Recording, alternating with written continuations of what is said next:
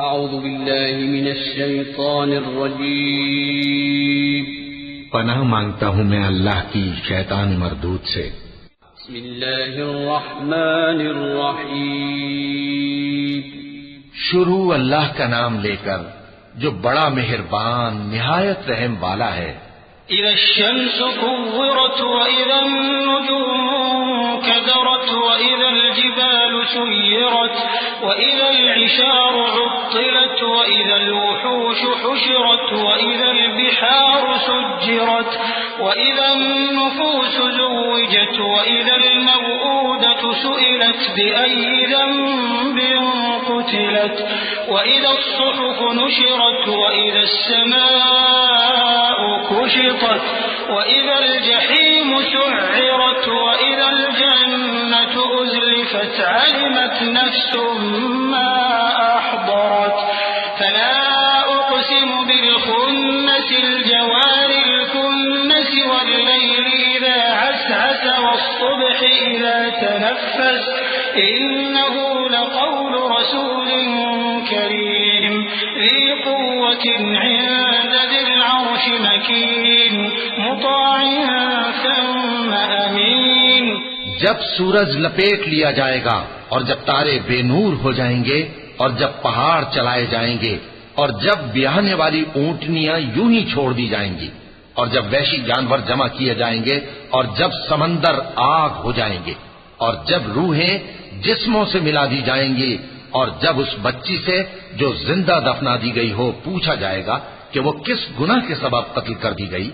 اور جب اعمال کے دفتر کھولے جائیں گے اور جب آسمان کی کھال کھینچ لی جائے گی اور جب دوزخ کی آگ بھڑکائی جائے گی اور جب بہشت قریب لائی جائے گی، تب ہر شخص معلوم کر لے گا کہ وہ کیا لے کر آیا ہے۔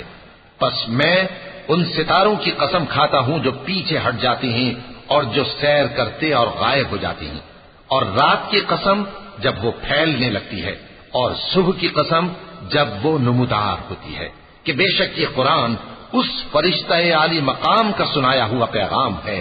جو صاحب قوت ہے،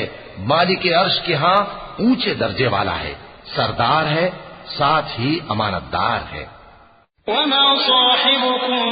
بمجنون ولقد رآه بالأفق المبين وما هو على الغيب بضنين وما هو بقول شيطان رجيم فأين تذهبون إن هو إلا ذكر للعالمين لمن شاء منكم أن يستقيم وما تشاءون إلا أن